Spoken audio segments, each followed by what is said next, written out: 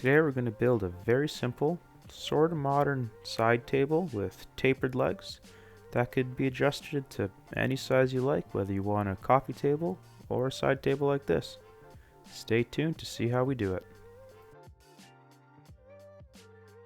Hey folks, this is a table I got for free last year on Facebook Marketplace. I can't say no to free solid wood furniture. I knew I'd be able to turn it into something eventually, and the time has come. I'm in need of a couple side tables to rest a frosty cold beverage on by the campfire, and I thought that this pine would make the perfect fit. The plan is to mill this table down into essentially 1x3s. This table calls for 2.5 inch by 3/4 inch thick material to build the majority of it.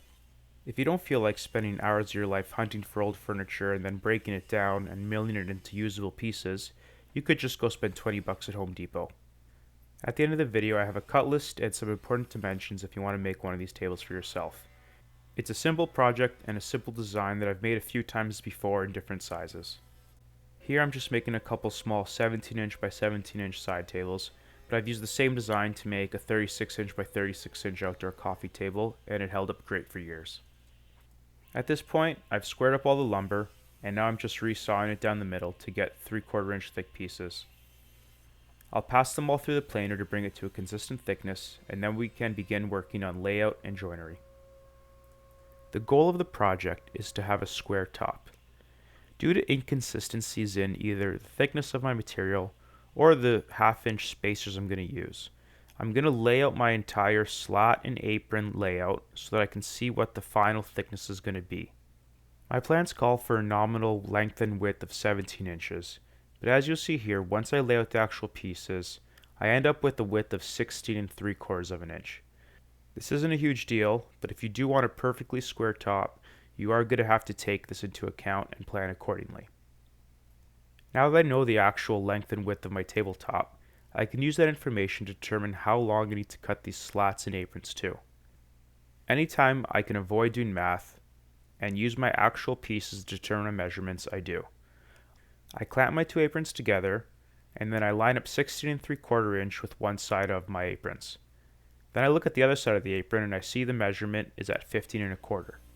What that means is that if I cut all of my internal slats and aprons to 15 1/4, once I mount them in between these two side aprons, my total outside dimension will be 16 3/4.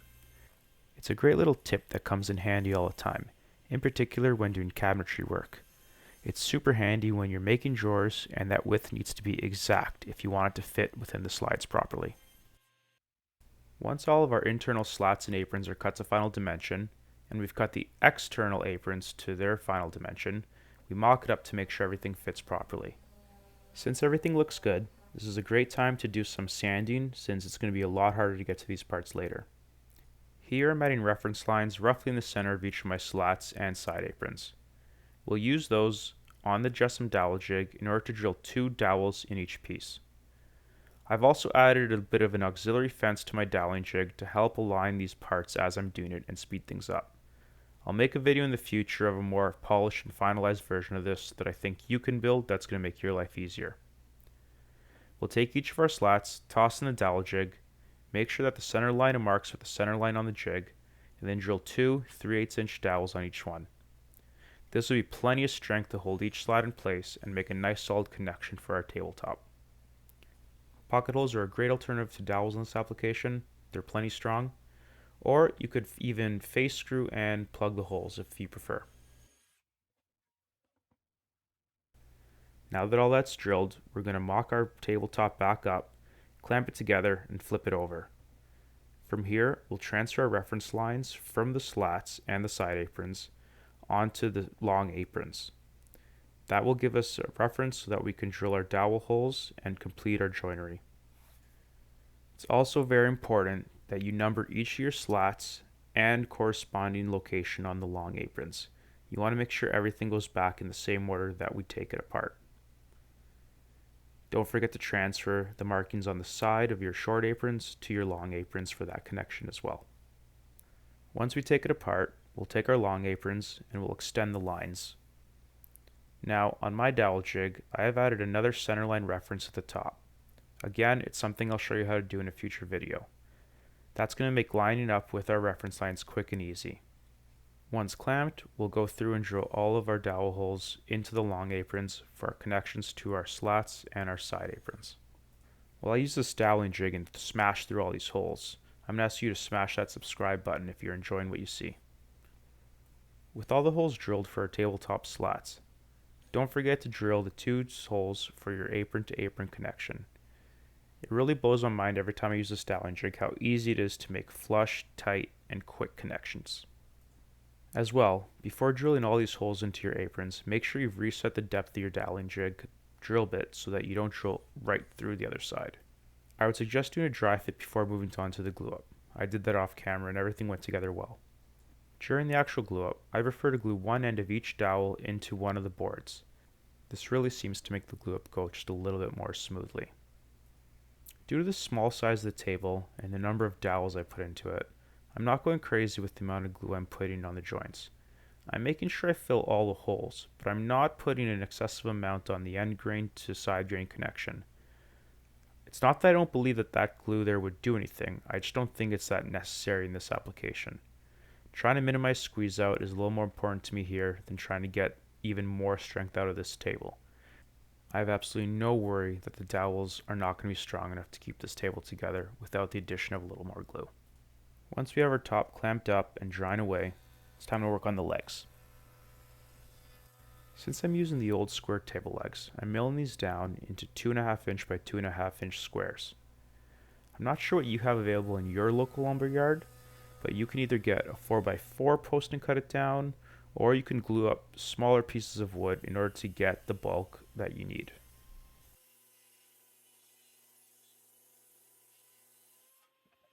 Once I have these boards milled to the right size and then cut down to the right length, we're going to work on getting the tapers organized.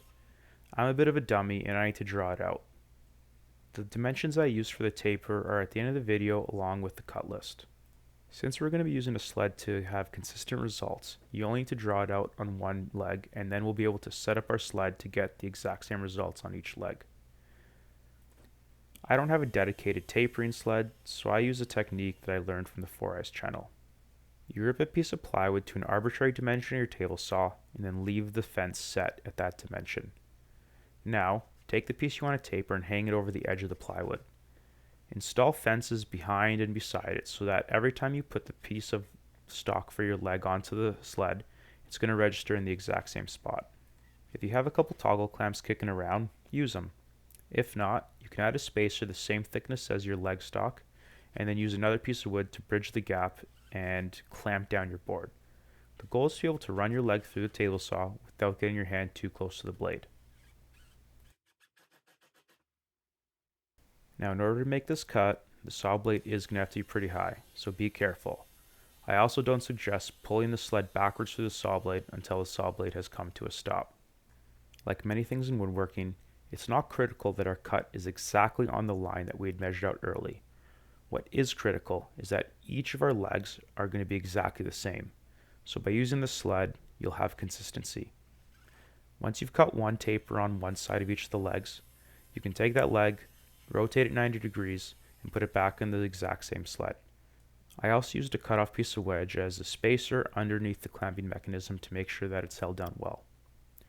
From there, take your legs that have tapers on two sides, lay them out under your tabletop, and mark the sides that we're going to cut a rabbet on. I like to mark every leg because again, I'm a dummy and I mess things up.